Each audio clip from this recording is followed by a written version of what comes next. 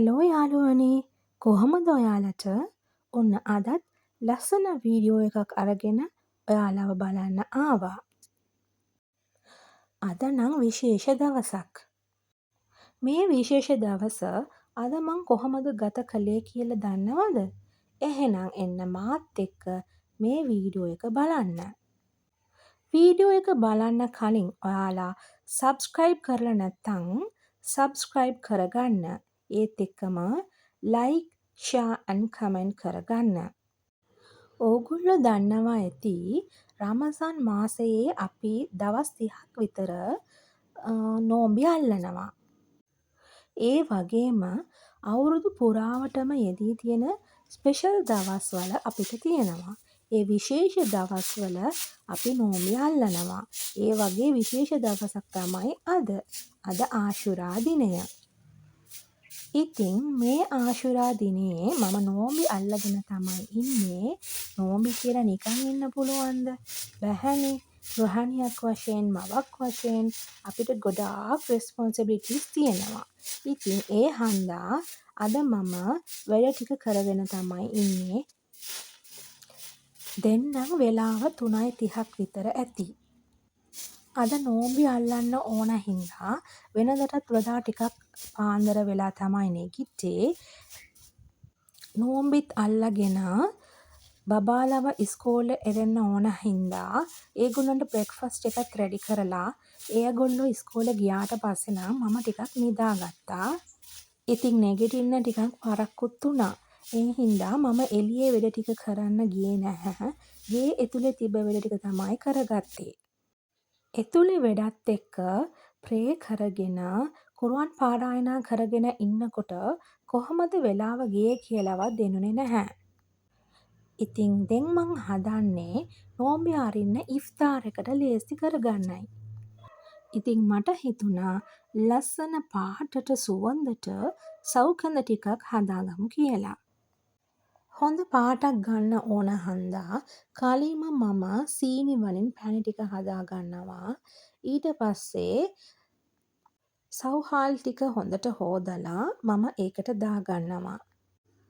සව්හාල් එක හොඳට හොදලා තමයි මම මේකට දාන්නේ.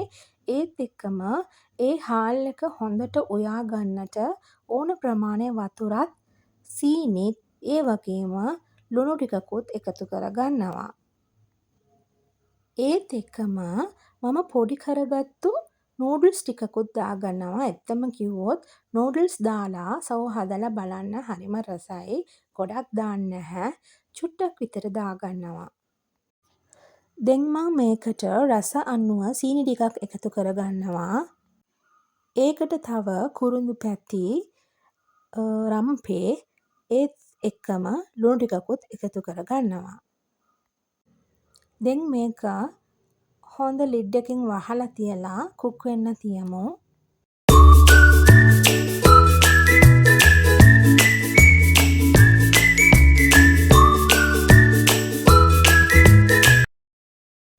සව් එක හදාගන්න මිටි කිරි ටිකක් අවශ්‍යයි. ඒ හින්දා මං දැන් ඒක ලෑස්ති කරගන්නයි හදන්නේ.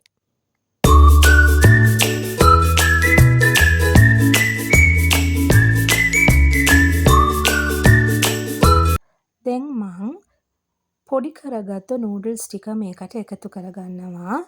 ඒක එකතු කරගෙන හොඳට කලවම් කරගන්න. ඊට පස්සේ ලිඩ් එකකින් වහලා තියාගමු. පොල් කිරි වතුර ගතියක් නැතුව හොඳ තික් එකට තියන්න ඕනේ. එතකොට තමයි මේ කැන්ඩල් හරියට රසට එන්නේ. පොල් කිරි ටික ලෑස්ති කරලා ඉවරයි.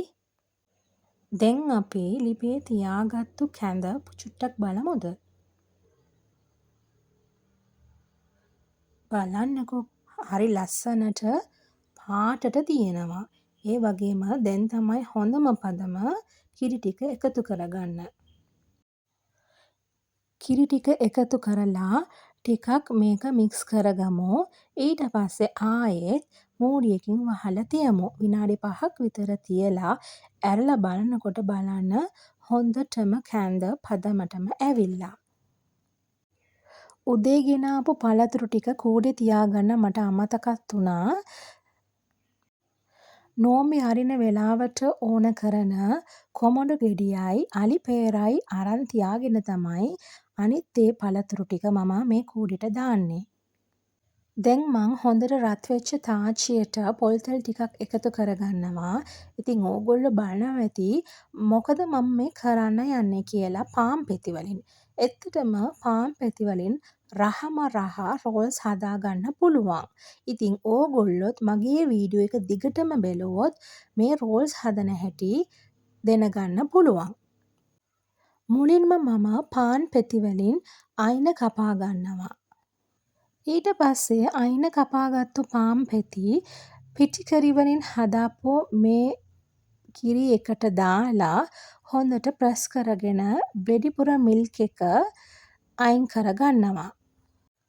මම මේක හදාගන්න ඕන කරන කරි එක කලින්ම හදලා තියාගත්තා. ඕගොල්ලන්ට ඒක පෙන්නුවේ නැහැ. දැන් මං ඒ කරි එක මේ වගේ තියලා රෝල් කරගන්නවා. ඊට පස්සේ පාන් පිටිවලට වතුර ටිකක් එකතු කරගෙන හදපු මේ වගේ මිශ්‍රණයකට දාලා ඊට පස්සේ තමයි මේ බිස්කට් කුඩු එකට මේක දාලා තවර ගන්න ඕනේ.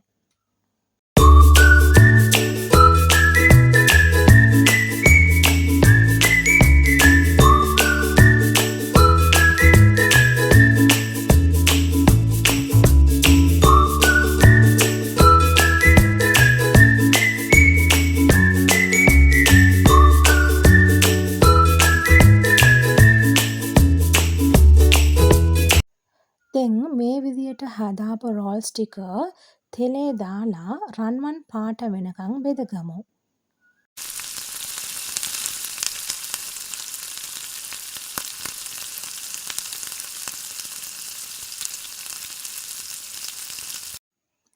මේ විදිහට මම රෝල්ස් ටික බෙදගත්තා. රෝල්ස් හදලා ඉවර වෙලා මාළු ටිකකුත් ඉතුරු වුණා.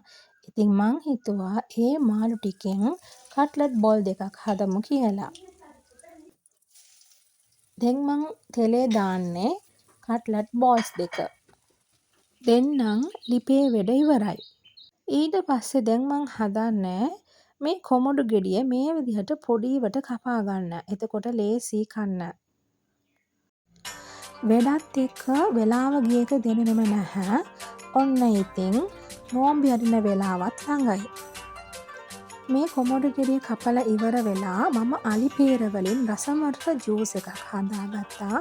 ඉතින් ඒ වීඩියෝ ක්ලිප් එක නම් මම මේකට එකතු කරේ නැහැ. මොකද ඒක මට වීඩියෝ කරන්න බැරි වුණා. මොකද ඉෆ්තාර් වෙලාව ළඟා වෙලා තිබ්බේ.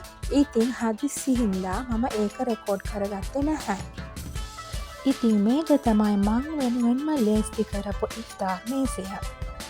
එහෙනම් අතට ගිහින් එන්නම්කෝ. හෙටත් හමු වෙමු ලස්සන වීඩියෝ එකකින්.